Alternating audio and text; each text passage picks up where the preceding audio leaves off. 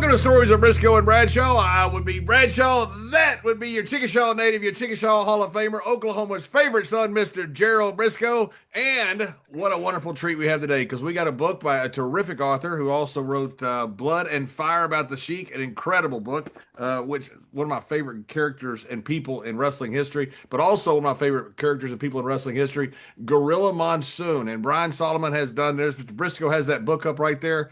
You have got to check this out. It's the only definitive autobiography or biography about Gorilla, and Brian has done an incredible job. So, Brian, welcome to the show. Thanks for having me, guys. I'm so glad to be back. I know we talked about Blood and Fire a while back, and I'm excited to talk about the new one. And I know somebody that you guys both knew in your own careers. Not only knew, we loved him, man, and it was. I mean, to me, he was so helpful. I'll get into it as we go along a little bit later. But when my brother and I first came to WWF at the time, of course, we had spent our entire career down south. Really didn't know the traditions and the mannerisms and the different style of work that we had to do.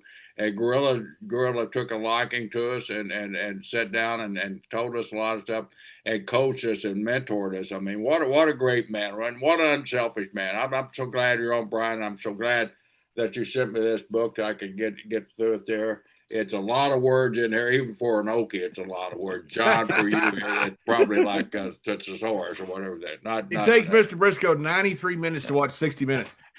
It really does. It's true feeling. I think I mean it's the longest thing I ever wrote. It's almost 500 pages long. I think you could actually really hurt somebody with this book if you wanted to. It's like a blunt weapon. But actually, Jerry, I'm glad that you mentioned the whole thing about him giving you advice about the different styles, because for those that don't know, I interviewed you for the book, and you actually told a story that's in there about how he was explaining to you guys, you and your brother, about how you had to work the WWF style, and you were used to being more giving in the ring and making the opponents, even if they were underneath guys, making them look good and competitive. And they didn't want you doing that. They wanted you to really squash these guys and maybe do one false finish, but then just kind of like let them have it. And he had to explain that to you. Yeah, he did, and what a thorough job, and what a fantastic job. And he wasn't coming down on you or making you feel bad like you didn't know what you were doing, because he had that respect for both my brother and I. But like you said, Brian, we come from the old school to Southern wrestling where you make your opponent, no matter what level they are. Eddie Graham always had a philosophy, and I try to pass it on. If you're in a ring against somebody and he's a lesser opponent, you need to build him up a little bit, because it makes the match better, makes the psychology of the match better. And Gorilla understood that, because he when he was giving me those lessons, working lessons, he would say, "Now this is up here, where you guys were done, you did great, and that's the style. But this is the style, and I want you guys to succeed up here." So we were overselling. I mean, to the point where we give a guy 2 or 3 false finishes. Up here, you just give them one, then you beat them, and you don't flop around. You don't fly for them every time somebody hits you. So it was a really learning lesson that it really helped us out when we got into that angle with Dick Murdoch and Adrian Adonis, because they were fast movers in the ring too, like Jack and I were, but Gorilla just kind of laid it out, and I just stole so much for him. I think for the development of my style coming along and getting a WWE style of it there. So I'm forever thankful for Gorilla for that. Yeah, and one thing, about WWE at the time, I remember I went in there, and there were always guys like Gorilla that would help you. Fortunately, I had a match one time, and Jake Roberts, I'd worked down in Texas, and Gorilla and Grizzly was down there at the time, and he said, John, you had a really good match, and I said, thanks, Jake, and he goes, tell Grizz I said hi when you get back to Texas, and I said, what do you mean? He goes, you're not here to have a good match, you're here to get over. Wow. And it just all of a sudden it clicked a button. WWE had a different way about doing things, and Gorilla was one of those guys who could explain. Sometimes you have a good match, sometimes you're supposed to have a match that has a certain outcome for it, and that doesn't dictate having a good competitive 5-star match. It dictates getting over, and That's one thing Gorilla was so helpful with. Why is it that there hasn't been more written about Gorilla? Is one of the most fascinating characters I've ever come across. Why is there not more written about him, Brian? And one of the most respected guys too in our business. Yeah. I wish I knew. A lot of people have asked the same question, and even well before I did this, tell you the truth, even his family was wondering, because I talked to his family. Thank God they were really heavily involved in the book. They helped me out so much. His late wife Maureen, who was alive when I started, and his daughter Valerie. I even asked them that, and there hasn't been a documentary, and God knows they're doing documentaries about everybody. There hasn't been a book, certainly, or even he didn't even get his own Coliseum videotape or a magazine. I don't know. You know what? Maybe he wanted it that way. I don't know. Maybe that's what he wanted, or it could also be that he passed away so young and so early that it was before the whole boom of wrestling books and wrestling documentaries, and things could get forgotten. Believe it or not, anybody, even the most well-known, respected people, and names fade over time. And I just wanted to kind of keep the name up in the conversation. It seems like today they mainly know him because of the Gorilla position, and they might hear his voice on all those clips that are played all the time in documentaries and stuff, but they don't really know who he is. So I just wanted to fix that. Well, you did a fantastic job of fixing it there, but Brian also take us. I mean, this guy was a tremendous athlete for his size. I mean, for any size of a man, but for somebody to be that big and that agile as Gorilla was, and that quick in the ring, I think a lot of it had to do with his intelligence too. But tell us a little bit about Gorilla Monsoon when he's coming up, his athletic ability. I know he was All-American at Ithaca College, and I think he was real close to representing the United States and Greco-Roman wrestling too in the Olympics. Yeah, he was the first heavyweight All-American wrestler from Ithaca, and he's got records there that still stand. In fact, their wrestling award is named after him. They used to call him Tiny Marella on campus at Ithaca, and it's called the Robert Tiny Marella Award. I mean, he was like a freak of nature. You're talking legitimate 6'5", 6'6". At his amateur wrestling peak, he's probably about 350, and he could move. He used to do, I read that he used to do cartwheels on his way to the mat, and this is as an amateur, so already kind of a showman. And he went really far. He was first runner-up NCAA heavyweight in 1959. Jerry, as you know, he lost to an Oklahoma wrestler. You were telling me that you guys used to always remind him of that. But he was alternate. He was on the AAU wrestling team that toured the world, alternate for the Pan American Games. And he probably would have made the Olympics in 1960, but he kind of just stopped. I think he wanted to just start working and making money and doing things. And he had gotten married very young, and he just sort of brought an abrupt end. But he was even going into as a pro, the thing that's unfair is 99% of the wrestling footage we have of him is from the 70s, when he had gained a lot of weight. He wasn't as agile. He was getting older. He, was not the same guy. He wasn't wearing his contact lenses anymore. I get into that in the book. That changed his wrestling style. But in the 60s, he was doing like splits in midair, feet touching the hands like Rocca used to do. He was doing drop kicks, the crazy big man bump over the top rope to the outside. And there's a few things from Japan that you could see of him doing all that stuff, but there's otherwise almost nothing, which is, it's kind of sad. It's sad. It's one of the great things about my job when I was with WWE. I was, later on in my career, I became a talent scout, and I go to all the national tournaments. And national tournaments is kind of like a WrestleMania for the pros. So you meet guys from every generation, and being a professional wrestler, I would have guys come up to me. Hey, I wrestled Gino Morello when I was in school, and they would tell me, and that cartwheel story. One of the guys said before a match in a tournament, they're in the finals, of course, and they introduce a guy. The guy's waiting on the mat, and all of a sudden they introduce Gino, and Gino comes out and he starts doing a cartwheel to the way And everybody kind of looked, what the hell is that big giant doing cartwheel now? He said, it shocked me. He said, I was so stunned the first period, he just dominated. I said, yeah, he probably would have dominated you anyway. He said, you're right. But he said, but it threw us and our entire team off to see this big man doing a cartwheel to the ring. So he was entertaining the masses before Entertainment Day we got into the business. He was, and he was undefeated in his, I think, junior and senior year. He had the record for the fastest pin at Ithaca College, and I think it still stands for heavyweights. It doesn't stand overall, but for heavyweights, it still stands. I mean, he's got all these records of just amazing achievements that he would do all through high school, college, and even beyond that. And he was a 2-time All-American, right? Is that right?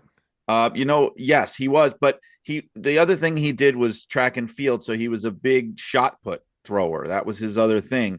In fact, his junior year, he chose not to go into the NCAA wrestling competition because he was focusing on the shot put. And he was setting records in that. And I mean, the records for distance, records for the whole, city in high school, the whole city of Rochester. And you're talking about, it's like this 12-pound ball of iron and you're throwing it with one hand and he's throwing it further than anybody. Again, just the freakish strength. There's a story in the book that I had someone online who told me my teacher in high school claimed that he went to school with Gorilla Monsoon and he had all these stories about him. I said, put me in touch with the guy. I didn't know if he was for real or not. I called this guy up and he was on the phone with me. He would not stop talking about Tiny and all the things he did. And he told me this story about how, Ithaca was not a big school. It's still not. It's Division III today. Back then, they didn't have divisions. So they weren't really considered one of the most threatening schools. And they had this meet once where they brought in the University of Buffalo, which was a much more, kind of like school that was taken more seriously. And they'd heard the rumors about this guy, this gigantic wrestler at Ithaca. And they come into the gym and they see him there. And this is Marella, and he's sitting on a bench eating a crate full of oranges. He just has a crate full of oranges and he's just calmly eating them one after the other.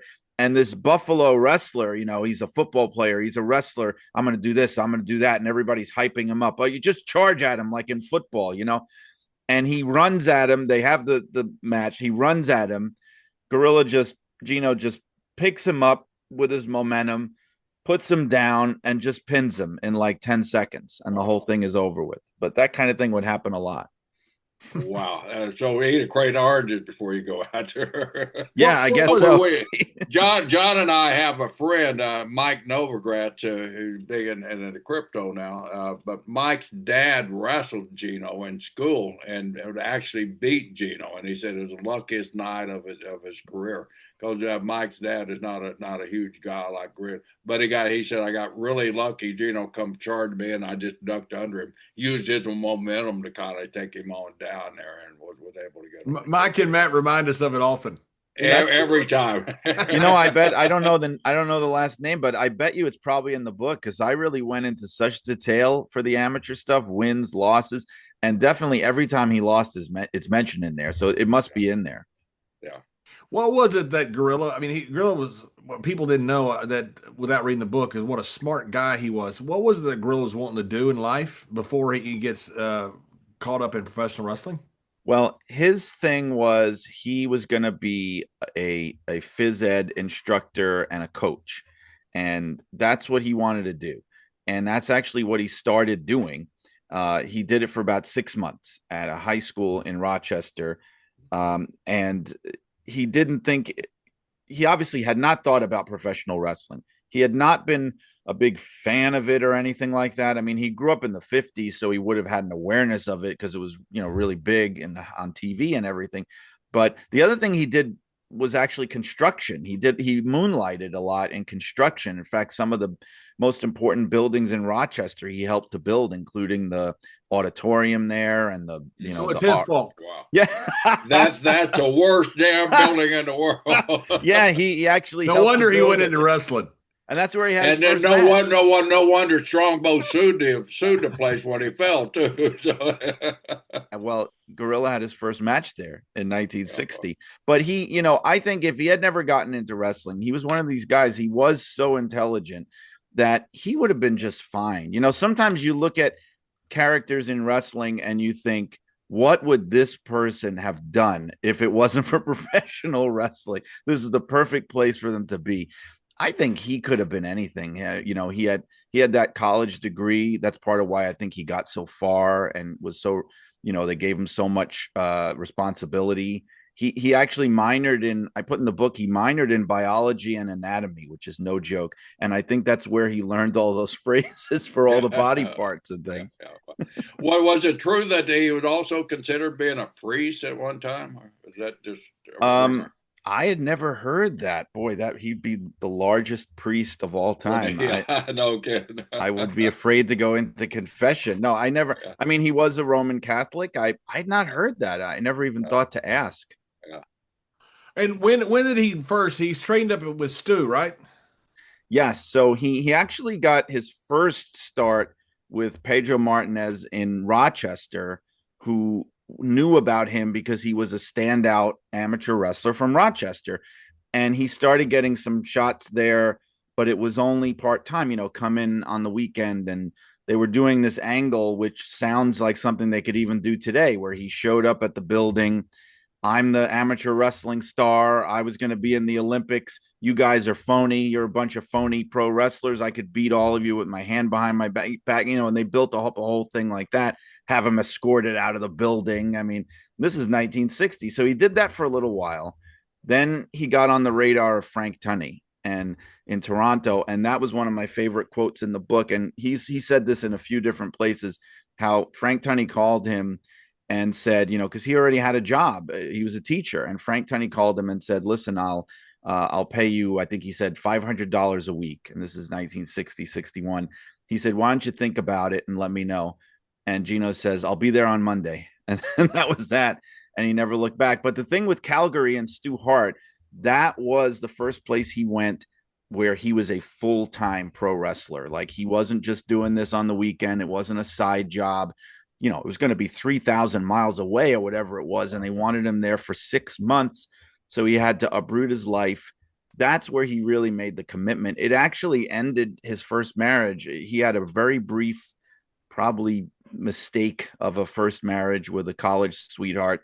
And she just wanted nothing to do with this wrestling life. And he chose the wrestling life. And he went out there. And that's why he always loved Stu Hart and the Hart family. I mean, they really got him going. He got his first main events there. There's a infamous story about him and Stu in the dungeon, which is in the book, of just, kind of talk about irresistible force and immovable object. I mean, that was like the classic case. But yeah, he always loved the Hearts. Tell us that story, because that Stu's legend is dungeon guys, and they said that he didn't challenge too many guys that had the ability. But here's a guy, amateur wrestling champion. Yes. That's Stu, and that's twice the size of Stu. That Stu takes down in the dungeon. I read it, fascinating. But share that with our people out there. Yeah, I talked to Ross and Bret Hart about this, and Bret wasn't born yet, and Ross was very little. But it was like a family legend, and the idea was that Stu, I guess in this case, Stu Hart had heard, okay, this is a big, legitimate wrestler we got here, and he's big, and I want to see what he could really do, and I'm gonna test myself. And he took him down there, and Gino was very young and naive at the time, probably like 23, 24, and very new to wrestling, didn't really know what to expect. And I guess Stu took him down at one point, mostly because of shock and surprise, and he basically crushed like his nose, like just exploded his nose with his the bone of his arm. He just kind of like did that, cross face, right? And he had him down with his face down. And then apparently what happened next is, if you could picture this, Gorilla was furious, and this is not, you don't want to get somebody like that furious. He was absolutely furious. There's blood coming out of his nose. He could see it and smell it. and he reared up like an animal, like a bull or something, with Stu Hart holding on for dear life. And the both of them kind of thinking, but especially Stu thinking, like, I think I might have made a mistake here. This is maybe a guy I shouldn't have tested. And people had to get in between them and stop it, because it was a situation where they thought they could both kill each other in that moment, because he just was not expecting that to happen. And so Gorilla went gorilla on him. Yeah, you're right. He just reared up like a real gorilla and was ready to kill him. But you know what? It sounds like you got a big young guy there kind of being nice to an older guy, and the older guy kind of takes advantage of him, is what it sounds like. And then all of a sudden the younger guy decides, I'm going to get this old bastard. And like, break it up, break it up, break it up. Right. Like, I don't think the broken nose or whatever it was would have even happened if he had taken it a little more seriously. Like, I think he was thinking, I'm going to let him, do some things to me. He didn't think he was going to do that. And that's where it became a lot more real in that moment. Not to jump ahead, but one thing that always fascinates me about Gorilla is how big of a gambler he was, and he was really good at it. I mean, he wasn't a gambler who lost money, which tells you that's a smart dude. You profited on that too, right, John? I mean, absolutely. I used to talk gambling all the time with Gorilla. He knew everything. I mean, I don't know how in the world before the internet he knew odds. I mean, that's the thing about his gambling. He knew the odds of the cards and all that. They accused him, I think, one time of card counting. I think he was barred for a while. Right. Oh, wow. That's great. Yeah, he the gambling, and I wanted to make it clear in the book, it was never a problem. It was never like he had this gambling problem. Like when I wrote the Sheik book, that's a man who had a problem, and his business partly went down the drain because he was gambling away thousands and thousands of dollars. That was one of the reasons why. With Gorilla, the thing is, yes, he lost big sometimes, but he won big, and the winning usually outweighed the losing. It was never a problem. He was very good, especially blackjack. He would be in all these tournaments, and I think the greatest thing that ever happened, because it started out just as a young wrestler playing cards in locker rooms and things, in the 60s and stuff. But then I think he started to go out to Vegas in the 70s, because that's where the NWA convention would be held. So he would go out there, and I think that's where he really started to get into it. And the greatest or worst thing that ever happened was when they opened up Atlantic City to gambling. That was really the turning point. That was like the late 70s, and it was right in his backyard. I mean, South Jersey all the way. And him and Maureen used to go there all the time for a weekend, for a vacation. They would go there constantly. Yeah.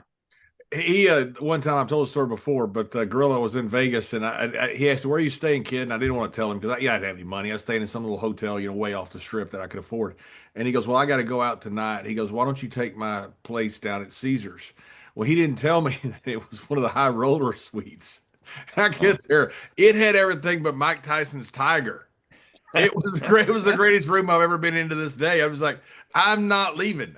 He's going to find me here when they come back next year. I'm not leaving. It was awesome. I'm glad to hear that, because when I was writing the book, I was thinking about people that were there, wrestlers, and especially who are still with us and able to talk at the time that he was there. And I was curious to ask you. I was actually going to bring it up at CAC, but I know you couldn't make it this year. But the whole thing of, when you came in, what was it, 95 when you first came in? Yeah, 95. So he would have been there. I mean, he wasn't quite the Gorilla of old. He'd lost Joey, and he wasn't doing as much of the announcing and backstage stuff. But I was just curious of, how much of a force he still was at that time, and how some of the younger guys looked at him. We looked at him like legend. He was a quiet guy, but he carried himself so freaking well, man. I mean, he had a ton of respect from people. He had done so much just for that, but just the way he is, some guys just feel you can see in them that's a tough guy. That's a hard guy. That's a guy that's different. That's how Gorilla was, in my opinion. That's how we looked at him. Like, that's an old tough bastard right there. And we meant that very respectfully. It was cool to us. And he'd come around and talk to you. Smart guy. It was always something. He'd give you advice on something, or he'd want to talk to you about something that you were doing. He was a really nice man. He was the guy. Everybody loved him. I mean, everybody in that building loved Gorilla. John, you said something that really led above too. Intelligence. That's where Gino. I mean, here's this guy, gigantic guy, but he was one of the smartest guys probably at that time in our business. Not only in our business, but the outside world, investing, gambling, and stuff like that. Gino always was very, very, very wise and always willing to give you advice on something, on investment. And Gino also is one of those guys that somehow it sort of reminded me of my brother, that we were always able to get in pieces of territories. I mean, Gino owned part of Puerto Rico. He owned part of several territories, including WWF at the time. And how did all that transpire, Brian? Yeah, he became a 25% owner of WWF, Capital Wrestling Corporation, and later 10% owner of Carlos Colon's promotion. And also, by the way, you mentioned your brother as well, Jerry. There's a couple of mentions in the book about when your brother had briefly come in. I think it was even before he was world champion, when they brought him in up there just to do some appearances at the Garden, right? Get his face shown. He actually teamed up with Gorilla a couple times. I had a match from the Boston Garden that I put in there where it was the two of them against, I think, Fuji and Tanaka. So they had actually worked together. I just thought that was something that not a lot of people knew about. I wanted to make sure I put in there. But as far as getting those shares in the company, the way it happened was in 1969, Vince McMahon Sr. and Toots Mondt were both the co-owners of what was called the Capital Wrestling Corporation, right? So it was 50-50. And Toots was an old man and he was ready to retire. He wanted to go back to St. Louis with his wife, and he was looking to get out, and they were trying to figure out who they were going to sell his shares to. And apparently the first choice was Bruno, which would have made a lot of sense because that's how a lot of places did it. That's how Eddie Graham got in, right? And Fritz von Erich and Jerry Lawler. And, you give your top person a stake and then you make sure that they'll never leave because they're invested, right? So, but Bruno apparently, the way his relationship with the office apparently was much more kind of an all business thing. And I don't think that he ever 100% trusted Vince McMahon Sr. because he'd been blacklisted early in his career. So he had this attitude of like, well, okay, we have to get my lawyers and my accountants. And, McMahon said, no, we're not having outside people looking at the books and everything. This is just between us. And so he balked. He didn't want to do it. And there were some names that got thrown around at the time. Wild Red Berry, who was Gorilla's wrestling manager, was involved in the office. They thought about him, but he was also very old and looking to retire and not in good health. And so they decided, and I think Bruno might have had some say in this because him and Gorilla were very good friends. They decided they were going to split up the shares that Mondt had. So they were going to make it 25 and 25. And so half of that went to Gino and half of it went to Phil Zacco, who had been, a very loyal promoter, and he ran a lot of the TVs in Pennsylvania. And he also was the money guy. And I remember actually Vince Jr., when I interviewed him years ago for another book, he put it to me like this. He said, Phil Zacco was the money guy and you had to keep the money guy happy. So they made sure they gave him a piece of it. But the thing about Gino was he's 32 years old when this happens. 32 years old, and he'd only been around as a wrestler for 8 or 9 years. He'd only been with the company 5 or 6 years, and they thought enough of him. They took him seriously enough to go, this is the right choice. This is somebody who's not just going to collect money and just do nothing. And, he could really, they started giving him responsibilities, letting him produce television, letting him help with booking. And really, he had an office at the Holland Hotel where they had their offices in those days. So he took it very seriously. When you said Zach was a money guy, what does that entail? He was the treasurer. So that was the other thing. They made Gino became the actual vice president. He was the vice president of the Capital Wrestling Corporation. Vince Sr. was the president. Phil Zacco was the treasurer. So their fear, I guess, was that if they weren't paying him enough, that he might steal from them. I mean, that was sort of the unwritten fear, because that had happened other times. There's a story in the book about Tony Altomare, who, Jerry, you were probably around when this was happening, or you'd heard about it. Tony Altomare, he had been with the McMahon since the 60s. He was in the Sicilians with Lou Albano. He was a trusted guy, and he was stealing from them. Yeah. And they figured it out. Big time. Yeah, he was. And so apparently Gino was the one who found out and who kind of brought the hammer down. And this was a guy that he knew for 20 years, and they just had to show him the door. So, those things happened. How are they stealing? Physically. So like they would in those days, they'd carry the money around in a big steel Halliburton briefcase.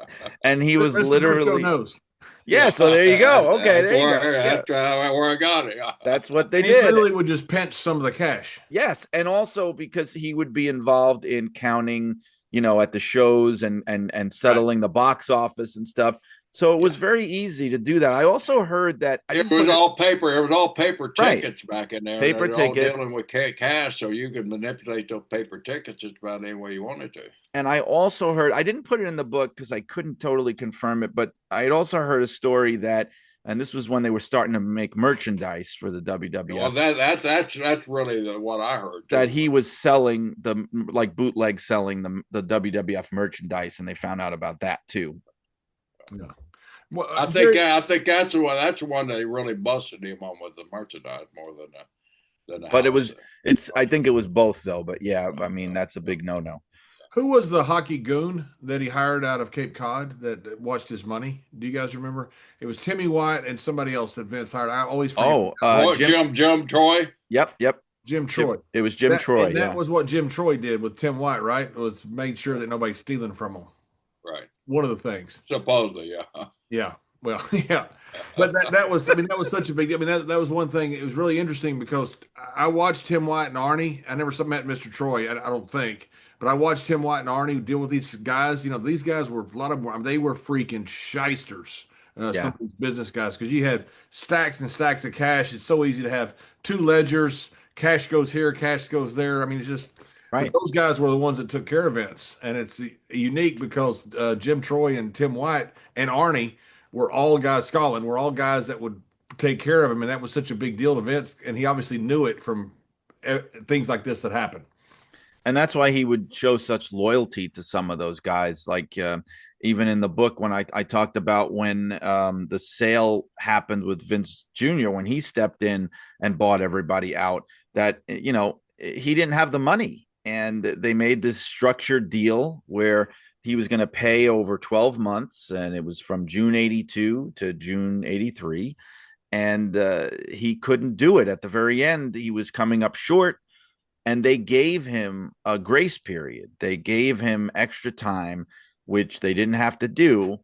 And I used to hear that story even when I worked there about how Vince never forgot that with those guys, especially Gorilla Monsoon and Arnold Skolin, because they were still, around. How Phil Zacco, took the money and went home, but how those other guys just gave him that grace period, and he was able to come up with the rest of it. Brian, that part of the business really fascinates me. Always has. I think that's the reason I kind of ended up on that side of it. But the selection of Gino, you kind of went through how the process of elimination, how he got in. But when it came time to buy out, what was like Arnie's and Monsoon's attitude when Junior approached him and said, "Hey guys, I want this 100%." Well, Arnie had been cut in by that point, so he wasn't one of the original partners. They sold him 10% at a certain point in the 70s, and so at that point it was Vince Sr. with 50, Gorilla with 20, Zacco with 20, and Skolin with 10. And so honestly, that was also a big discovery for me with the book, because you never really heard this so much publicly. It was always kind of put out as this very nice, peaceful transition of power. Apparently, I mean, it was a little more contentious than that. It was a little more, it wasn't as bad as it could have gotten. Like, it could have gone into litigation. Like, I talked to a lot of people that were close to it, or that knew things that happened, or that Gorilla himself had talked to about it.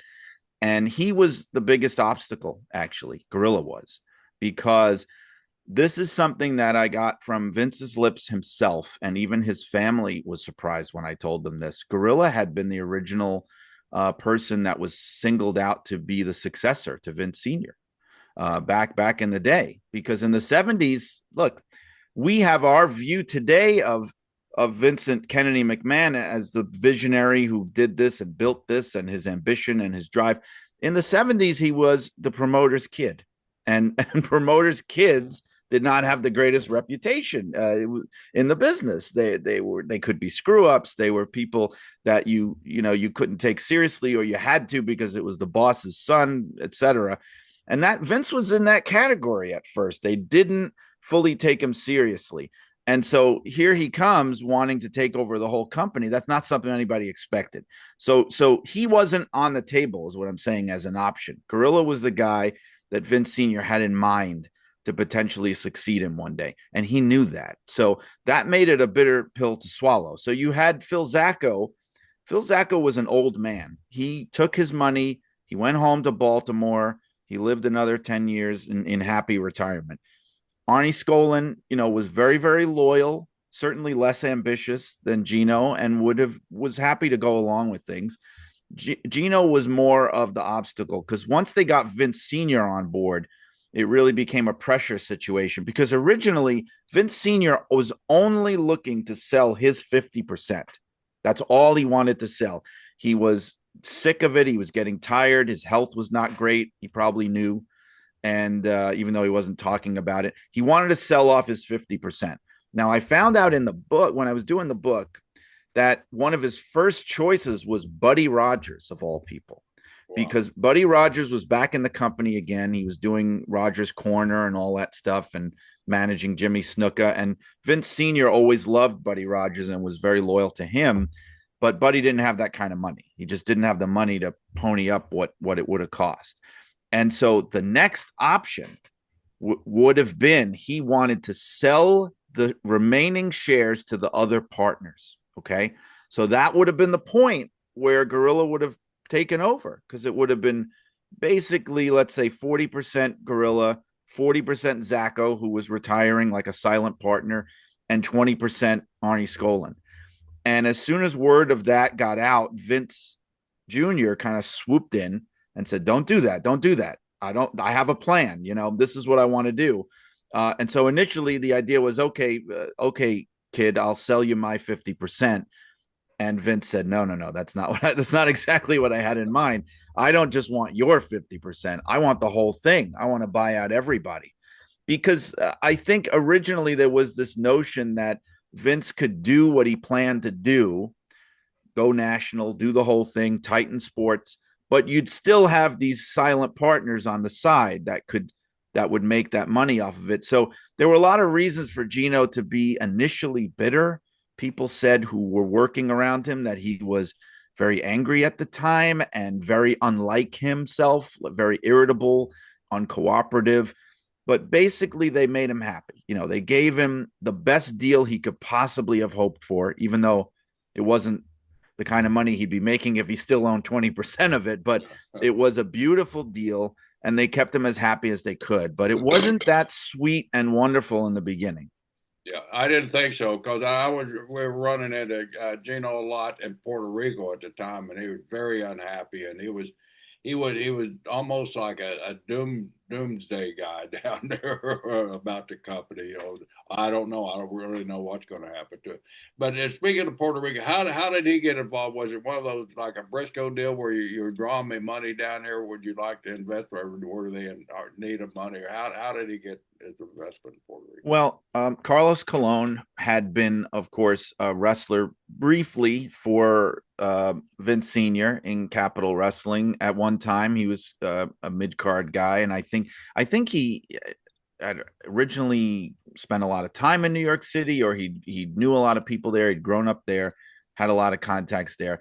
And so when he went down there to Puerto Rico to start up, Jerry, as you must know, Puerto Rico was a place where Eddie Graham used to run from time to time. Right. Before that, it was like a satellite of Florida. It was a short little plane ride, and And so, in order for Carlos Colon to be allowed to do that, he basically had to get Eddie Graham's blessing.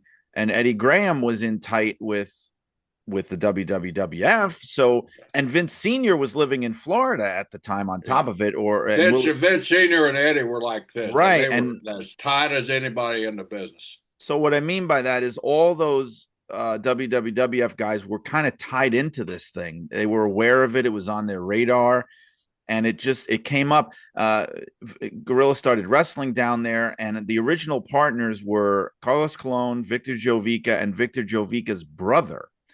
And when Jovica's brother was getting out, he gave his 10% to Gino. And then he started going down there much more regularly because he, again, he had a stake in it. And he had that from that point up until about 84 or so. And then he gave his shares to Victor Quinones. Jerry, when you were down there, did you talk to Gino about the sale?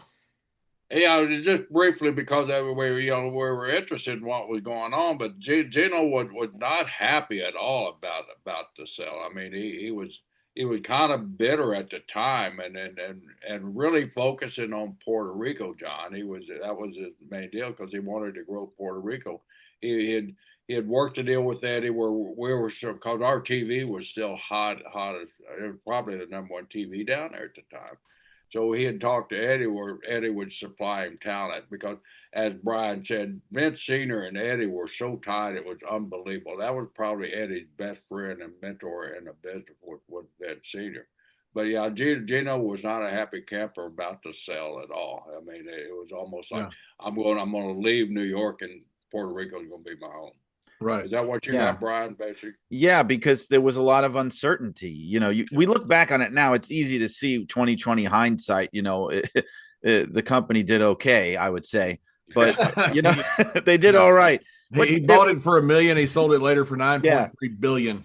Right. He sold 1.7 million was the exact amount. Oh, that's what it was. I always thought it was $1 million. It's 1.7. 1.7. I think the reason people always say 1 million is because they don't include the down payment. So he showed up with a down payment, and then the $1 million was after that, but then he sold it, which, by the way, was, I think, a lowball deal that if it was anybody other than Vince's son, that's what I thought. It would have been a higher amount. Because you look at the amount of revenue they're making, you look at they control Madison Square Garden, they control the Eastern Seaboard. 1.7 billion is way too low, right?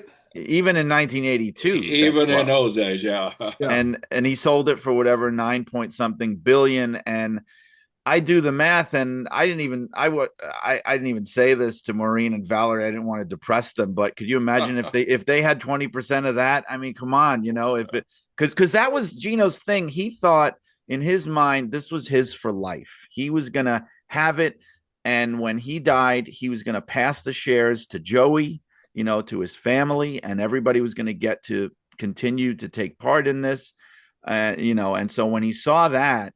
Because at the time, like I said, it was far from a sure thing. So there was this thinking of like, okay, if it doesn't work, we just destroyed everything that we worked hard for, and it's going to go down the drain. And now I'm going to have nothing.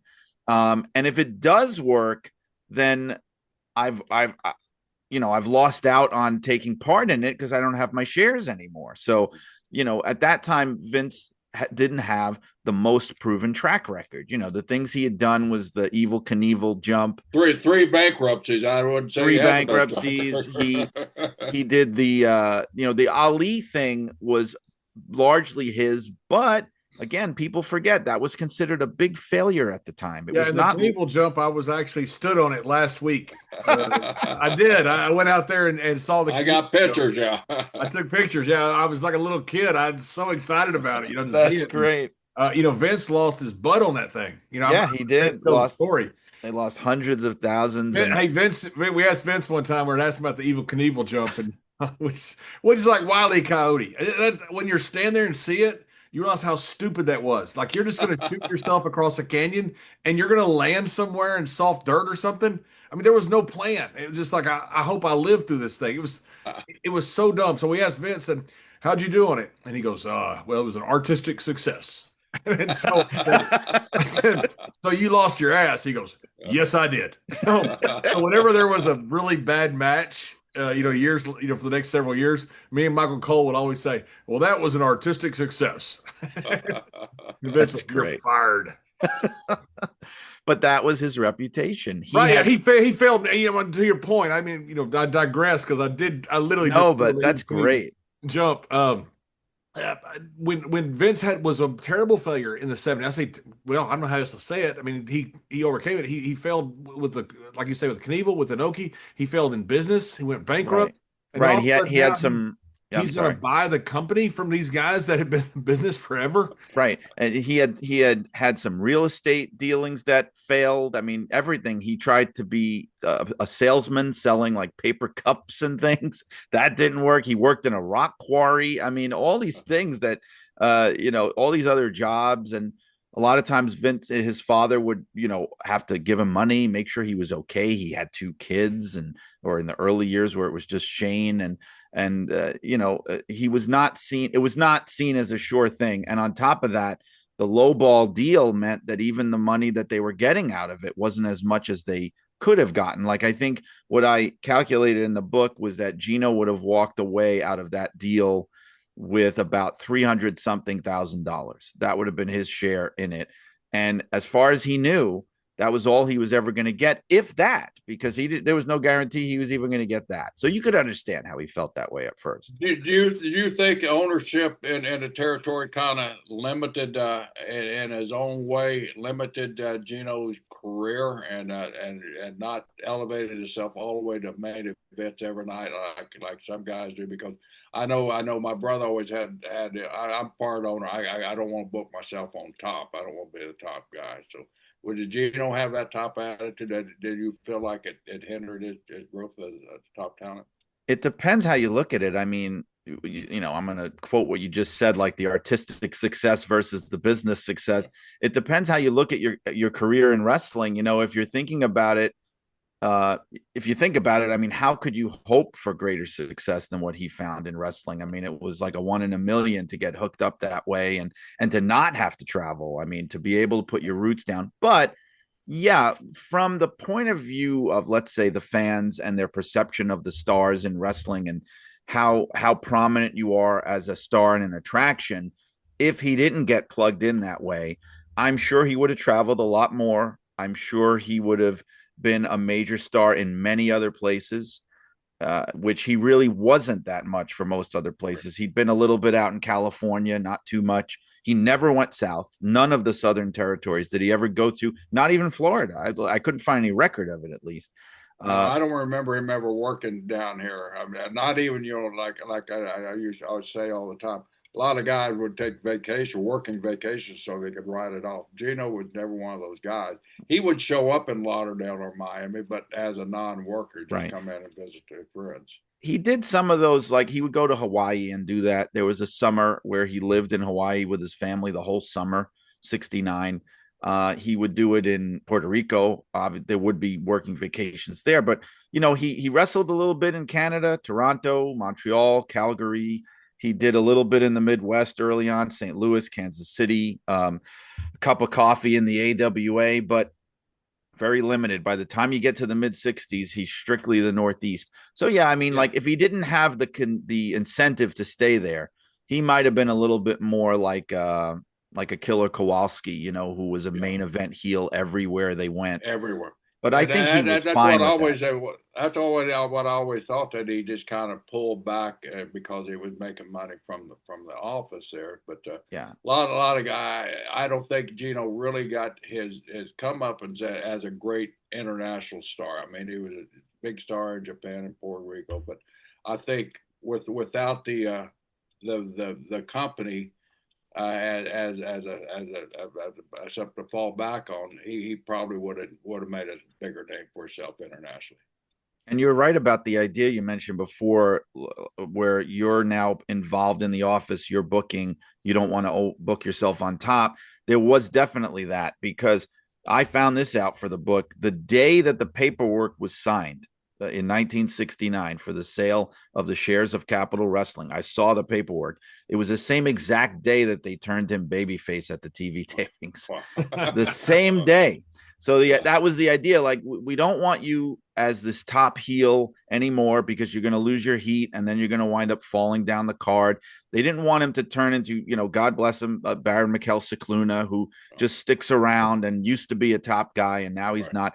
So they thought, well, we'll turn you into this special attraction. It was almost like Andre the Giant before Andre the Giant. We'll turn you into you're right below the main event, the guy who gets the challengers ready, for Bruno or whoever, and then beats them on the way down. Like, that was kind of his role. And he was happy with that. He didn't want to be involved too heavily in the angles and things because he had other stuff to worry about. Right. Was that one of the reasons you think that he put on weight? Some people are just big guys, but you talk about what a great athlete he was in the 60s. He was obviously still a great athlete. He just put on a lot of weight. But sometimes when your incentive is not there, because he's not going to go wrestle in other territories. He's not going to go. He has a very much a ceiling on it in his own place that he works. You think that's one of the reasons why he thought, you know what, I'm too busy working. I'm not really that concerned about my wrestling career, and put on some weight because of that. Yeah, he put on probably close to 100 pounds from what his Ithaca College wrestling weight was. He got up to about 440, and even at 6'6", that's a lot. That's a lot to carry around. And I think, look, he let himself go. There's no denying that. I mean, I think that's safe to say. Part of it was he became one of these guys where the thinking was, I do my exercise in the ring. That's all I need to do, right? There were a lot of guys that thought that way, right? Like, I don't have to go to the gym. My exercise is the working in the ring. And he took this attitude where he just wanted to enjoy life. He was making good money. He felt like he'd paid his dues.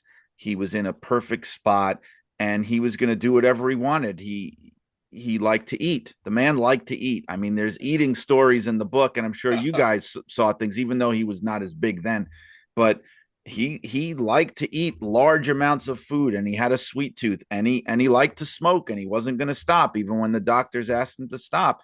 And so he was diagnosed with diabetes in his late 30s. He never quite probably took enough care of his health that he should have, but he was enjoying his life. Yeah, I just went to my college reunion and my high school reunion this past weekend, and my old college buddies who played football, they're all like that. They're one of the two. There's nobody in the middle. They're either big fat guys or they're doing triathlons right now. So it's one of the two. It's like right. They figured it out. Well, I know which one you are. I'm the big fat. I ain't doing no triathlon, so you know which one I'm in. That's right. But that's just kind of natural, I mean, a lot of guys when they're young great athletes, they don't really know how to train and eat, especially back in the 60s and 70s. We didn't know in the 80s and 90s, much less before that. And so when you get done, you eat like you do when you're 19 years old and you're a collegiate wrestler, and all of a sudden you're not 19 anymore. Your metabolism slowed, and you're not doing all that stuff with collegiate wrestling, and you put on 100 pounds. And next thing you know. But the things he was doing when he was young, even as a pro wrestler, people need to know about it. Like the amount of cardio and stamina that you needed. Like, he had 7 main events with Bruno at Madison Square Garden, and that's not even counting the other major markets they were in. And one of them, very famously, they used to talk about it a lot when both of them were alive.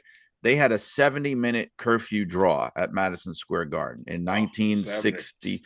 Yeah, 1964, wow. I think it was 70 minutes. In those days, I think the Garden is still like this, maybe, but you'd get to 11 o'clock and all the Teamsters and everything would kick you out of the building, basically, or you had to pay them double time.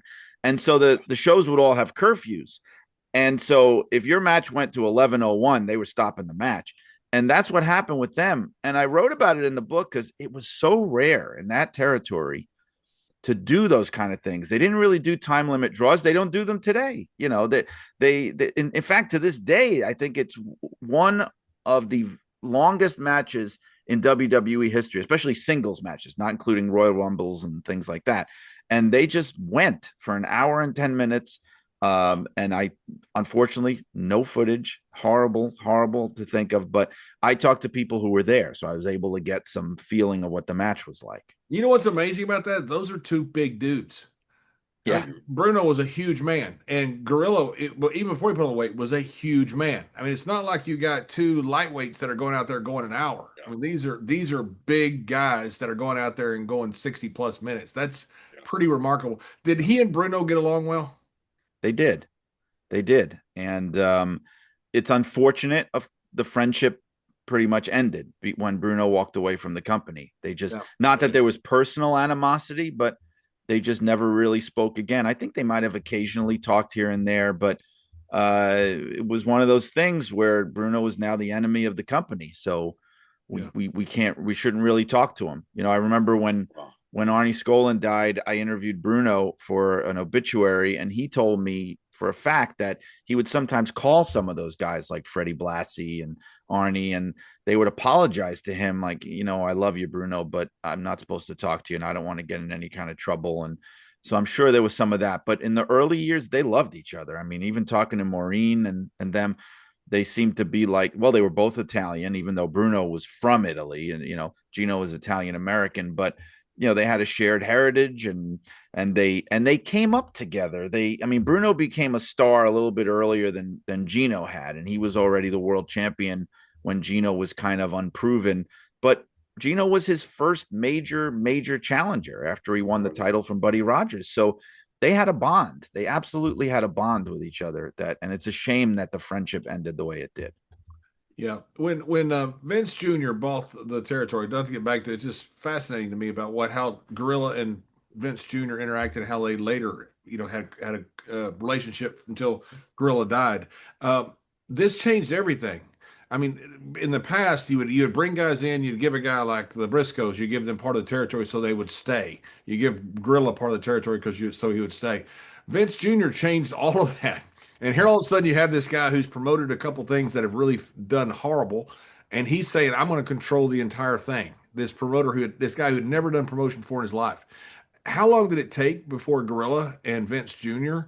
ended up becoming at least sociable again?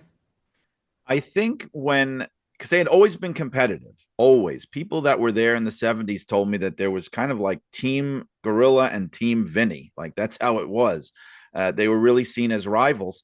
But I think what changed it, to be honest with you, was Gorilla seeing how successful it was becoming, how much money he was making, because part of Gorilla's deal, to spell it out, one part of it was he wanted to be on television. So he didn't want to be behind. He wanted to be front and center. I'm not going to fade away. I want to be part of this show. And that's how he became the commentator. The other part of the deal was that he would be paid 1.5 times opening match pay for every single show that the WWF put on, whether he was there or not. Wow. Now, if you think about that, and John, I know your head is spinning hearing that. I could see it in your face, but think about how many shows they were doing. This is not even like today where they're doing, there's no more house shows. They do, a couple of shows a week. They were doing, as you well know, 30 plus events a month. They'd be doing 2 or 3 a day sometimes. It'd be 4 up to 4 nights sometimes. Yeah. Yeah. And every one of it was to speak about it almost like The Sopranos, it was like a no-show job. He was getting paid for every one of those shows. So he was definitely let me spell that out again. So he's getting paid 1.5 times the opening match pay for every single show. Yes. My God, I wish you would have negotiated my contract. But this is how they made him happy. That's the best thing I've ever heard. Mine too. I've never heard anything better than that. This is how they made him happy, and it made him happy. But the thing is, so he was well into the 6-figure range because of this. Now, if you're opening match, it might suck because Vince is going to lowball you just so he doesn't play Gorilla. But you see, the thing about it was he had to know that, yes, I'm making, and you know what? He was making the best money of his career. That was the irony. He was making better money than he was making when he was 20% owner of the company. But in the back of his head, he had to be thinking that this is great money, but if I still had 20% of it now, I'd be, I'd be loaded. And, but I think it was enough money to make him happy. And I will say, like I said in the book, I don't want people to come away from the book thinking that Vince and Gorilla hated each other. They did not. They came to respect each other very much, and they came to be very close friends. And they worked together for years, but it started out in a rocky kind of way. And I think because Vince realized that Gorilla was a rival. That's the thing. He even said it in the Netflix documentary that they did. He spelled it out, which I've never heard him say publicly before. He said, when I first came in to work for my dad, Gorilla Monsoon saw me as a competitor, and boy was he right. That's what Vince said. He said that, boy was he right. So they had that relationship. I think, with a lot of the old timers that were the friends and colleagues of his father, from what I saw, and you guys might know different, but when I first started working there, Gorilla was gone, but Freddie was still there and Arnie was still there. And I worked directly for Shane. When Freddie died, I mean, I felt like of all of them, Freddie was the one that they loved genuinely, dearly the most, loved like a member of the family. Like Vince almost looking at him like a father and Shane like a grandfather. Like they really, really adored him. I think part of that was because him and Vince had similar personalities. They both had kind of a warped sense of humor about life and things. You think? And I think so. And so they had that in common. What I'm saying is, I don't think that Gorilla and Vince had quite that kind of relationship. I don't think it was quite that. They were also closer in age than people realize. They were only 8 years apart. So, but I do think they came to respect each other very much. Yeah. What happened in 19? I guess I was reading your book, 1981, the death hoax for was it Superstar? Yeah, superstar Billy Graham. Strange So tell story. us the story, because it seems like very open ended. Like there wasn't, it wasn't. Nobody knows if it was a rib or not. Like I'm very transparent in my books when I write about these things. If I don't know the true answer, I'm going to tell you that. I'm not going to pretend that I know things I don't know, and I don't know if we'll ever know the full truth. So in 1981, Gorilla Monsoon, who had a weekly column in the Philadelphia Journal newspaper, he reported that superstar Billy Graham had died. And Superstar, now at the time, Superstar had lost the belt to Backlund 3 years before. He'd gone into almost kind of seclusion. He didn't really wrestle for a year or two. He went back home. And so people were wondering what happened to him. So Gorilla writes this. And then people started talking. I talked to some wrestlers who said, I said to Gino, I just saw him and he seemed pretty alive to me. But the thing about it was he never retracted it, especially not in print. He did, I think, say something on the air. Somebody was telling me briefly, but he never retracted it in print. And so Superstar came back in 82 to the company. And that's when he had that kind of like karate master gimmick thing going where he looked like a different person. It was horrible. Yeah. It was horrible. And he looked like a different person. And the urban legend was, it's not him. It's a different guy, because Superstar Graham died because they believed what Gorilla wrote. Now, there were a couple things because I was trying to get to the bottom of it. Why did this happen? So I wrote about two different things. One thing was, I think part of it was a rib, because Superstar had said many years later in an interview, he claimed that Dusty Rhodes started the rumor. Now, he said this many, many years later. And I looked this up. Now, here's the thing. Dusty Rhodes, let's assume he started the rumor as a rib. He came through the WWF territory just a couple of weeks before Gorilla wrote that column. Now, I don't think it's out of the realm of possibility to assume that Dusty may have gotten with Gorilla and said, listen, we got to keep this rib going. Why don't you write something in your column? And it might have been partly that. The other part of it, I think, and this is just a theory, I know that, Superstar got to be very difficult towards the end of his title run there, and he didn't want to drop the belt, and he was making trouble, and he was hoping they would change their mind about Backlund and keep it on him.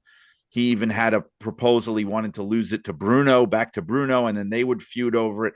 So he had gotten to be a little bit hard to deal with and a pain in the ass. And not Superstar. If you remember that Gorilla was not just a wrestler, he was part of the office.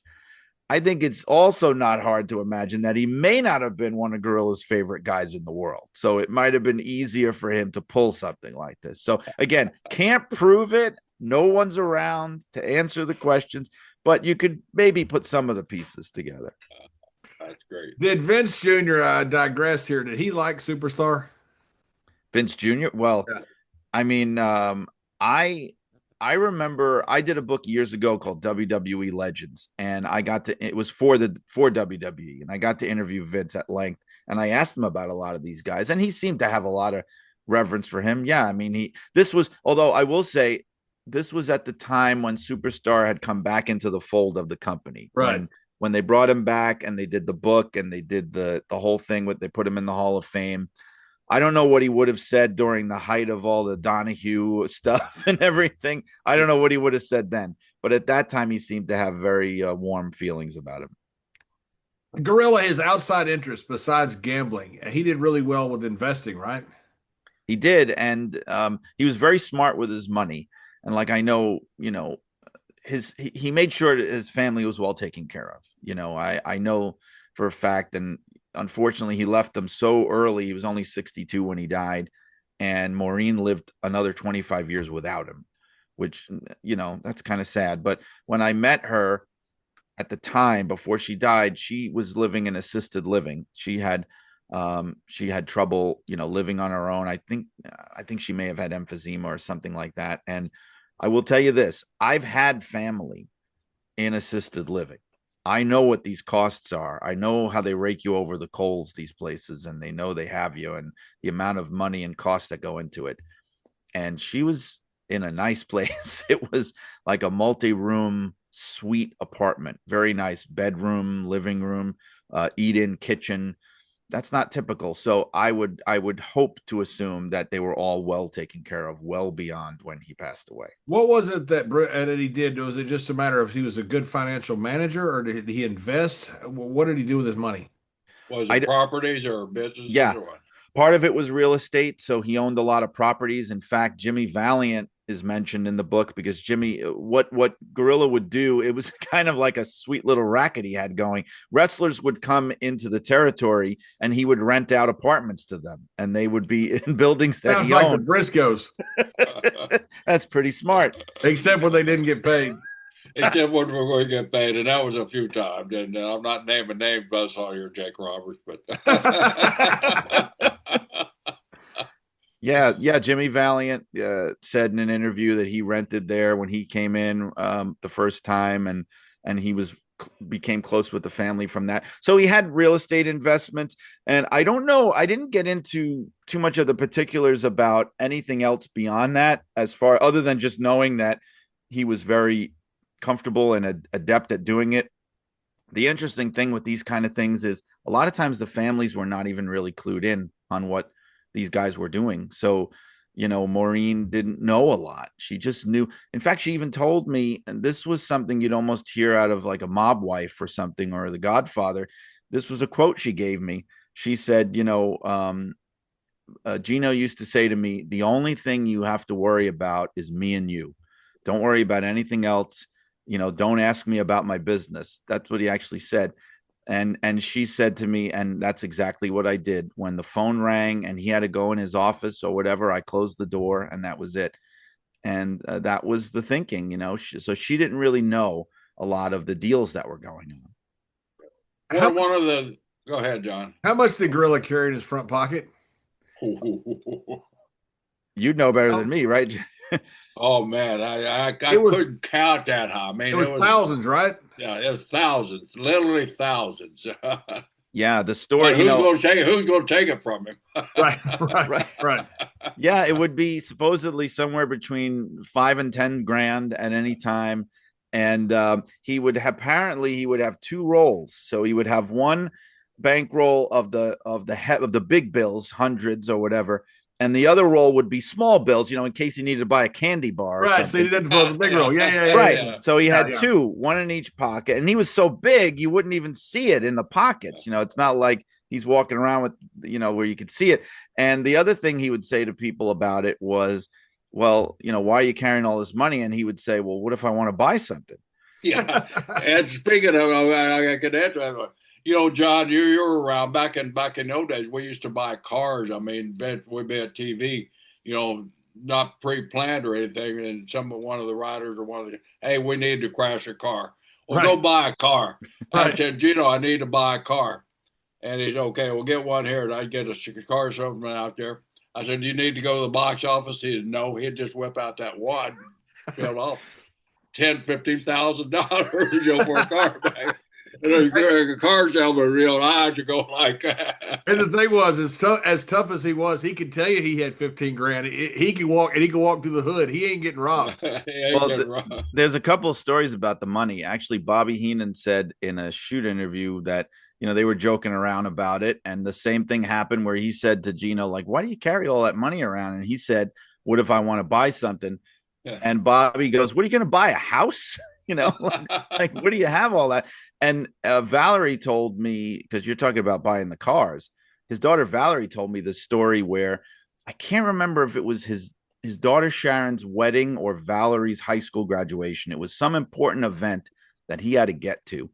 And the car, he was having car problems. So he pulled into the car shop and he said, can you fix my car? I got to get to my daughter's wedding or whatever. I'm in a hurry. And they looked at it and they go like, this is going to take us a long time. We can't just fix this right now. So he looked around the showroom and he just bought a car. He just goes, well, what about that one? Can I buy that off you? And then they're just in disbelief. Like, why do you, how could you, what about this other car this is your car? And he goes, well, I'll just buy this car off you now. I'll use it, and I'll bring it back and you can give me the money back and I'll take my other car. It was almost like collateral for the car. And Valerie told me this other story where they had a rule in the house and this rule was meant to keep Joey in line more than anything. The rule was if anybody leaves money in their pockets, whoever does the laundry, you keep whatever money is rolling around in the dryer or the washing machine. So it backfired on Gino. Valerie told me she was doing the laundry one day and Gino had all his tracksuits in there, and she pulls it out and lining the walls of the washing machine are $100 bills lining the walls. And she takes them all out. She puts them out on the table to dry out. She said it was something like $8,000. And he came home and she meets him at the door and she goes, Dad, you remember the rule we have, right? About whoever finds the money in the washing machine. And she brought him in there and he goes, no. that rule is waived. She said he gave me $100 finder's fee, but the rule is waived. And she said the craziest thing about it was he didn't even realize it was missing. I went on a cruise with him and his family, and on a cruise, there's no banks, so it's a gambling cruise, of course. So one time I'm sitting there, me and Bobby was on this cruise too. What a great evening that was, or a week that was. You can imagine sharing a table with Gorilla Monsoon and Bobby Heenan, the banner going back and forth. But I'm going to go to the table and he pulls out, you need any money? Bobby's, you need him. Gino pulls out that roll, and once again, it's one of those rolls like that. And he thumbs through. Must have been $15,000-$20,000 in that roll that he took for the week for the gambling chip there. I couldn't believe it. I'd knocked my wife. She'd never seen that much cash in all of her life. Does she carry that money around with him all the time? All the time. Hey, Vince came in one time. We were at I think the Hard Rock Casino, and he has his old high school buddy or his brother or something in Vegas that he used to go out with. Remember, Jerry? He had a friend that he knew very well, so he was always like, "We're going to leave at 9." Then we get a phone call, "Guys, we're going to leave at 10. Guys, we're going to leave at midnight. Guys, be there at 2:00." But he'd take care of us, He'd set us up at the hotel casino, and it's carte blanche. And he walks in one time after being out with his buddy, and he did the same thing. Where some guys are playing blackjack, Vince puts like $2,000 down on the blackjack ad, loses it. He goes, "There's plenty more where that came from." He was like freaking Gorilla. He just said like these old school guys just loved having big money in their pockets. Yeah, they did. Brian, one of the really tragedy parts of Gino's life was when Joey got killed there. I mean, everybody could see the difference in Gorilla, after that story. Kind of walk us through that period of Gino's life. Yeah, it was terrible. It was July 4th, 1994. And the thing about it was they had a rule at the time in the company because they were not doing well. They weren't making a lot of money at that time. And they started cutting a lot of corners. So one of the corners they cut was you have to fly out from the same airport you flew in from. You can't, because it saves money. So they had this situation where they flew into Newark and they were doing all these shows in the area, and they wound up down in I think it was Ocean City, Maryland was where they were. And they had to drive all the way back to Newark. There was no option to fly, and they're passing like 3 or 4 airports on the way. And they were exhausted. It was the middle of the night. They'd been on one of those crazy house show runs, right? Where you're working, 15 days in a row or whatever it is. And they just wanted to get home. They were exhausted. It was the end of the run. Joey wanted to go back home. He was living in Florida at the time. He wanted to go back home for the 4th of July, fireworks and stuff. And it was him and Bruno Lauer, Harvey Whippleman. They were riding together only because they were both going to the same airport. And Bruno was driving. No, I'm sorry. Joey was driving. Bruno was in the passenger seat. They both fell asleep, both of them. So there wasn't even anybody to wake the other one up. And they were on the New Jersey Turnpike. And on that, like in a lot of highways, they have those openings in the median that are meant for police or emergency vehicles so they can make a U-turn. They went right into one of those. They went down an embankment, crashed into a couple of trees, and it was on the driver's side. So Bruno walked away with just a scratch, and Joey was instantly killed.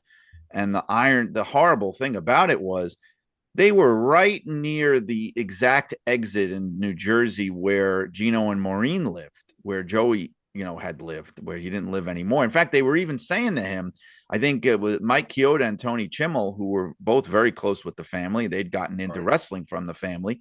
And they said, why don't you just stay with your parents and you can come down to the Jersey Shore with us and for the holiday, stay at your parents' house. But he absolutely wanted to get back home, and he didn't make it. And Gino and Maureen were in Atlantic City at the time. They came back from the trip, and they had gotten a phone call from their daughter, Sharon. And at the time, they didn't know he was dead. They thought, they thought it was a car accident. Okay, let's see how it turns out. And Maureen told me she came home and asked, what hospital is he in? And Sharon had to tell her that he didn't make it.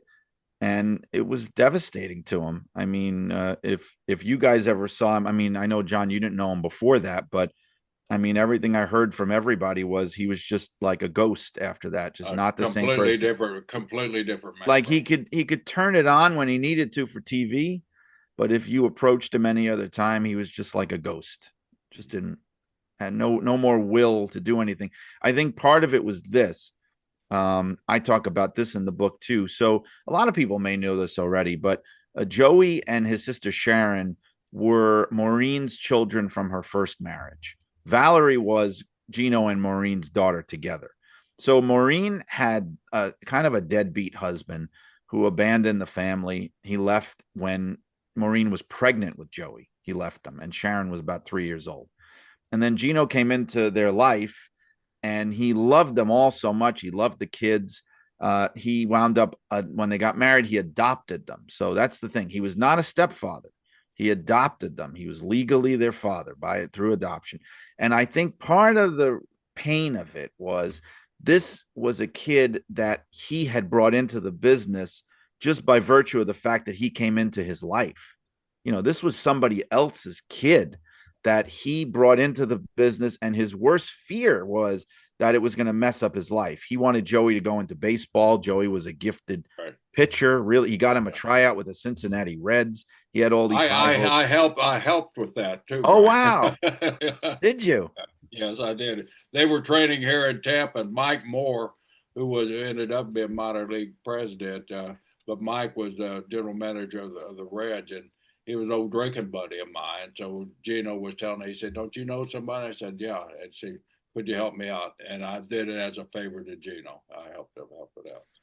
Well, and Valerie told me that Joey, could be very self-sabotaging. That's the thing. Like, he just wanted to be in the wrestling business and he didn't want to hear anything else. And apparently she told me that the day before the tryout, he played 18 holes of golf.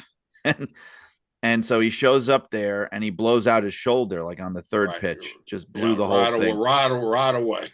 Yeah, blew the whole thing.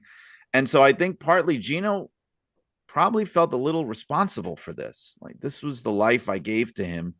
And this is what got him in the end. And because he had had a lot of struggles before that. He had struggles with addiction and things, and he got a little too involved in the party lifestyle. And I think Gino took a lot of that to heart, because Gino was a very straight-laced guy with that stuff. Right. Zero tolerance. Zero. Kyoto told me a great story about them being at some casino gambling, and they lost their money, lost all their money, and they had to go wake up Gorilla in the middle of the night and say, "We need a couple $1,000." Literally, they need a couple. This is back in the early '90s, and Gorilla reached into his pocket and gave it to him. Wow. Like that's a scary thing to have to go to Gorilla Monsoon when Yeah. can we have some money? We just blew it. By the way, we're all drunk. Well, Mike told me that when he was a kid and he was first starting out, Gorilla would put him on his ring crews and things, and he would have him do stuff like selling programs and concessions, because he would have a lot of his own shows. That's how it was back then. He was the promoter in parts of Jersey and Pennsylvania and Delaware and things, and he would get the money from those shows, and he would give Mike a percentage, whatever it was, for every program you get this or that. And so Mike is in high school. He's 16, 17 years old.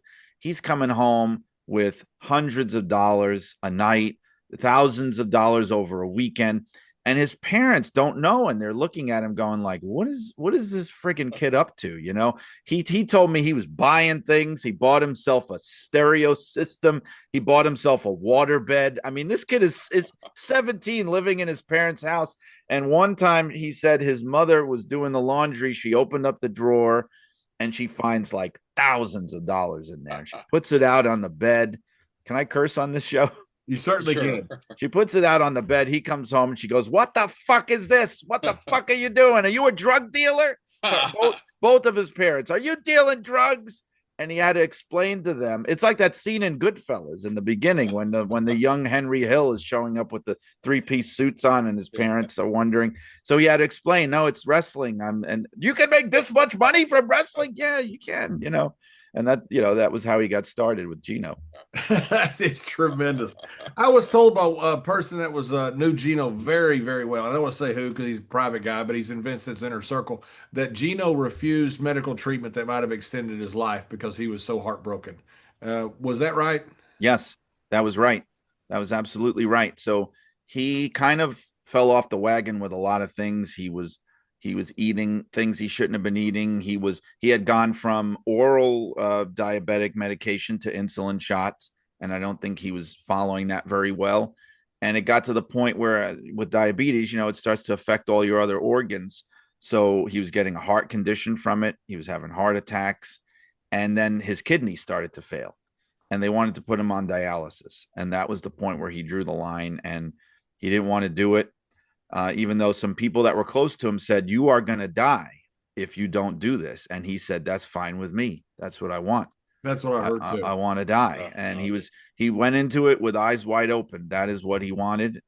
And that's what happened. In fact, when he had the last heart attack in 99, he went into the hospital and he said to the doctor, "If you take me off all these machines, how long will I live?"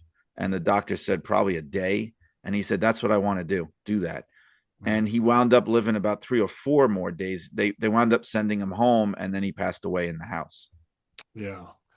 I always tell people it's hard to do commentary, and to prove that point, you look at how many play-by-play guys there have been in the last 40 or 50 years in WWE or in WCW, either one. There's only a few. There's Gorilla, there's Vince, there's JR, there's Michael Cole. I mean, you can count on one hand the play-by-play guys who made it for a long time. He is one of the most iconic voices of all time. I mean, he was so good at what he did, and he always had inside jokes about Pat Patterson, which all the boys thought was funny. Which Pat, from what you've told me, thought were very funny. Yeah, he did. And I want to be clear about that because as I was telling you before, I talked to his biographer, Bertrand Hébert, who worked closely with Pat on the book that he did. And he said how he used to laugh it off. It was just jokes among friends. Pat joked like that. For those that are listening, he wasn't taking shots at Pat. It's just like me ribbing Mr. Brisco or Mr. Brisco ribbing me about Oklahoma and Texas. It was just friends having fun with each other is what it was. And I think that's what a lot of those guys did. It was also, even among that generation, they enjoyed busting each other's balls. It was a sign of affection and fraternity and friendship. Right. Respect. And if they didn't we had no internet, we had no Google, we had that, so we Right. played with each other, basically. Right. And if they weren't doing that to you, that's when you had to worry. Because That's right. That's 100% right. If they were leaving you alone, yeah, buddy, you ain't gonna be And around. you worked a butt of any jokes, you're in trouble, man. Right. You better be calling the next promoter. They used to always say, "Don't loan that guy money," because you knew that guy wasn't gonna be around very long. Right. Yeah. Well, Gorilla apparently. Gino's favorite that I when I was starting, I go to Gino. Who is this guy? He had to say, well, that's so and so. He's gonna be here. Then you got Gino, who's don't commit his name to memory. It's not worth it. Yeah. I was just gonna say the same exact thing. He told people that. Yeah, don't worry about that guy. You don't need to remember his name. Don't commit his name to memory. He ain't gonna be around long. Hey, Brian, one thing about the Gorilla-isms you've got in the book, and I've lost my book. I've got it in the house here somewhere. I've told you guys I can't find the damn thing. That's why I don't have it up like Mr. Brisco does here. Would you read us some Gorilla-isms? I will. In your book? Yeah, because I insisted on having this in here. The publisher at first, ECW Press, they were like, "You sure you want to do that? This is a very serious." Yeah, they did. Hell yes, you got to have Gorilla-isms, because they said, "Well, this is a very serious biography," and that's kind of a. But I said, people are going to expect this. If this is, and I love where you placed it. I mean, it's it's serious reading, and all of a sudden you get real light here, and it's fun. Yeah, exactly. So I have them under different categories. So under General Ballyhoo, I have history has been made here. Pandemonium has broken loose. The SRO lights went up early, standing room only, right? The electricity is so thick you could cut it with a knife. Or how about these? He went to the well one too many times. He's on Rubber Leg Street. Oh, he was a big one. I hope the ring has been specially reinforced for this one. Yeah. Oh, you don't get paid in there by the hour. That was one. And all the anatomy, it hit him in the breadbasket, the external occipital protuberance. That was nobody home. Nobody home. Right. Nobody home. Or he doesn't have any trouble getting a date for a Saturday night. That was one. Another one was you don't get that way waiting for the bus. You like to say that a lot. Stick a fork in him, ref. Of course, he's done. All the nicknames for people. He used to call Lou Albano the biggest walking advertisement for birth control I've ever seen. Oh my God, that is so good. I remember he said that. I can hear him saying it. King Kong Bundy was the walking condominium, women, he would refer to women as barracudas if it was like an undesirable, like Sherry would get called that.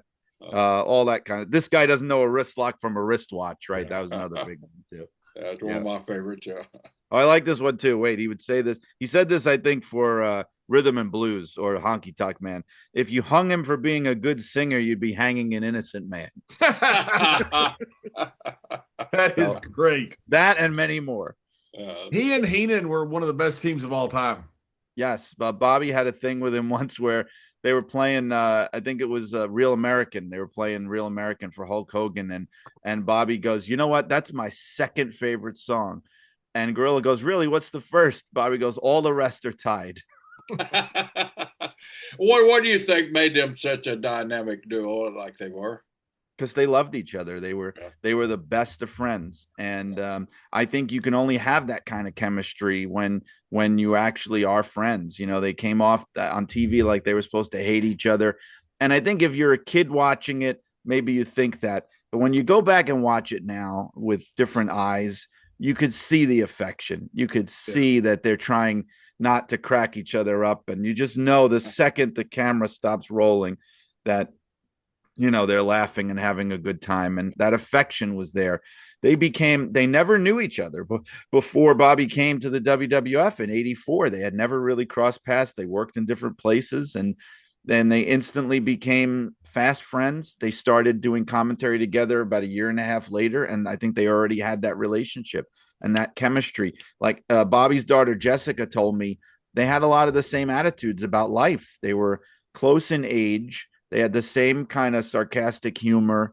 They had the same way of enjoying breaking people's chops and saying things. And, talking shit basically, and they bonded over these things, and it shows. I mean, the timing. Everyone I talked to Nelson Swegler, who was the executive TV producer back then, and I've heard things that Bruce Pritchard has said on his podcast and other things, and there was an interview with Kerwin Silfies, and they were all talking about how it was like a day off when you were working with them, because you just give them the run sheet and they would just go and do it. Like when they did primetime wrestling, they would do it almost in real time. They would sit at the table. They would think, okay, what are we going to riff about? Well, I got this phone over here. We could say something about that, and I can make fun of this. And they do that. They'd throw to the match, and they would actually sit there and watch the match on tape, and then come back and then do their reactions all live to tape. And so they'd crank these shows out like one after another, just natural. I've always thought when people ask who's the greatest color commentator, what they're asking is who's second, because Heenan is so far ahead of everybody else. There's not an argument for first. It's like, like asking, who's the greatest tag team. It's what happens after the Road Warriors. It's Heenan was so freaking good, and so was the Gorilla with a "Will you stop?"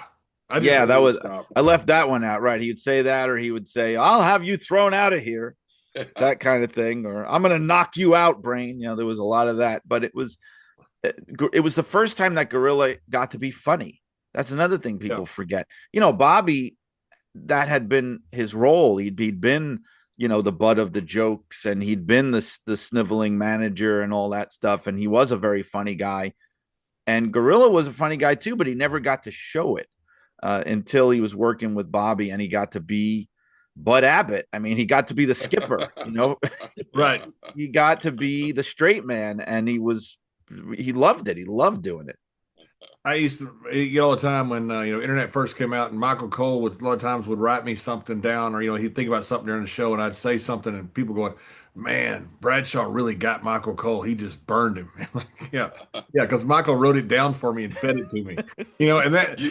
That's what you do when you're good friends with somebody like Heenan and Gorilla were.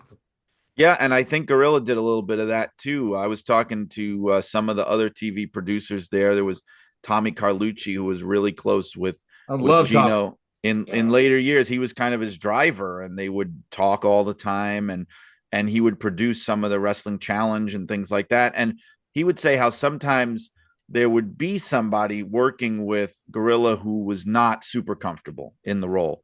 And Gorilla would just feed them lines, would just give them, if they were supposed to be the heel, he would give them funny things to say, and everybody would come away thinking about how good they were, but it really wasn't them. It was him giving them all these lines of funny things to say. Yeah.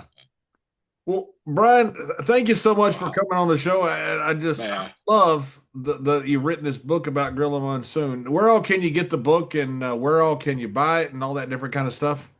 Well, I'm very grateful that it's through ECW Press, which is a major publisher. It's distributed by Simon & Schuster, and so you can get it anywhere. It's very easy to find. By the way, I don't know if we ever said the full title. It's called Irresistible Force: The Life and Times of Gorilla Monsoon, where really in print or digital, wherever books are sold. There's obviously most people will probably get it through Amazon. There's Barnes and Noble. Some people have told me it's even in the physical stores already. Books A Million. If you're in Canada, you might want to buy directly from the publisher, ECW Press, because they're a Canadian company. And it comes out in Europe in November, and the audiobook is going to be in October. So real easy to find. It's already very close to the top on the wrestling book charts on Amazon. AJ Lee knocked me off the top spot when she came back to TV because she has a book out, but I might take it back. We'll see.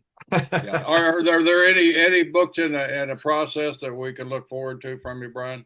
You know what? I'm taking a little breather because I did 3 books. That's such a long book. Well, it's the longest book I ever did, and I did the Chic book, I did a non-wrestling book, and then I did this book right on top of each other. And I was overlapping, in the past 5 years. So I think I'm going to wait till this one dies down. You know what? I did have one great idea that I would love to do. If I say it, maybe someone will steal it. I don't know. But I want to do a big coffee table book on wrestling magazines, like an art book, the way they do it for comic books and things, like all the old great wrestling magazine covers and everything. I would really love, also there's less writing. I would really love to do one of these days to something like that. Yeah. But we'll see. How long did it take you to write the whole book? Well, oh man. Well, I pitched it in late 2022, and it probably took me close to 2 years to do the research and writing. And then the last year has just been all the preparations, like getting photography and doing all the editing and on their part and laying it out and everything. So, I mean, the actual writing is probably like a year and a half to 2 years, but the whole process was over 3 years. I don't want to know any specifics at all whatsoever. So I want to ask you a question about money and books. So, but no specifics. I'm not asking like that. Can you make as much money now in books? Like, look at music, how music has changed. You know, these guys got to tour now because the music has been commoditized. Obviously, books have not been commoditized, but is it anything similar with how books are distributed now? Say from 10 years ago to now, as far as how much you can make off the same book and the same amount of sales? Well, yeah. I mean, you have to lower your expectations. That's the thing, unfortunately. Unless you're Stephen King or J.K. Rowling and you're selling millions of books. The thing about it is you don't realize it's really a scary thing, because I'm a big reader. I'm a teacher and everything. And you start to see when you get involved in the publishing business how sharp of a drop there is in people reading and buying books, Right. because you start to hear like what numbers are considered a success versus what would have been considered a success in the past. It's kind of like TV ratings today. Like if you have a 3.5, you're the hottest show on TV, whereas back then you would have got canceled for that. But so you have to, it's like with that, when I was working in magazines and even at WWE back in the day, 20 years ago in magazines, you could pay a freelance writer, let's say $1,500 for one article in the magazine. And nowadays, you'd pay them just a couple $100, and that's in some of the biggest magazines. So that's unfortunately the contraction of the publishing business. But you have to have, what I'm trying to say, guys, is you have to have a backup plan. You can't just do this, because my books do well. The Chic book did very well. I had a book I did about Godzilla, of all things. I beat Godzilla, Which in Tokyo. I wrestled Godzilla in his hometown and beat him. There's actual photo proof of it. That's how the photo proof of it. So JBL has just beat a lizard. So you and Mothra have one thing in common. That's good. Correct. But that book also did enormously well, but again, by the standards of today. So I always tell people this, look, I'm not getting into specifics, but people seem to think like I'm getting rich off these things. Like when I was doing the Chic book, I had Chic's son, Eddie Farhat Jr. say, "I'll talk to you for $10,000. That's what he said. Oh. I said, they're not even giving me that. They're going to give you that to talk to me for. So people have this idea like, all right, if you're making a documentary, maybe, and it's going to make millions, or a movie or something, but not a book. You can't count on that. Like, let's put it this way. I'm a teacher. In terms of royalty advances and what they pay you up front, which I'm lucky to get paid up front before the royalties, I could probably make in about 6 to 8 weeks of teaching high school English. So it's not going to change my life. I do it for the love of preserving this stuff. It's nice to have a little extra money on the side. I might take a little Gorilla Monsoon funded vacation, but it's not going to be life-changing money. That's what that's us with our podcast. It really is. We do it because we love wrestling and we love the history. So it's, we don't take a thing, not one penny off of it. So, but it's because we love what we do. And we love history. Exactly. And we love having you on. We love talking about Gorilla Monsoon. This is very enjoyable to us. So it's, thank you. You're doing what your love and your passion is. Yeah, you have to. Now, that being said, if they were to write us a check, we would not turn it down. Yeah, we wouldn't bitch about it. That's right. Well, but that's the thing, right? You have to have a passion for it, because if you don't, you're going to get really disillusioned. If you're doing it for money, you're going to be very disillusioned. And Brian, too, just a thanks from John and I. I mean, our business has been for years, decades and decades, such a closed-in business that there's not a lot of history of our business out there. I think that's the reason John and I really enjoy the history of it, because it's discovering new things about the business that we grew up on and we love and everything. And it's because of writers like you and many others that we've had on this show that go back and have that same passion for the business as we do. And we really appreciate your effort and sharing the history of our business and the characters of our business. Gorilla Monsoon is one of the greatest characters in our business ever, and you bringing him to life means a lot to both John and I think. Yep, sure does. Well, thank you guys. Thank you. It means a lot to me.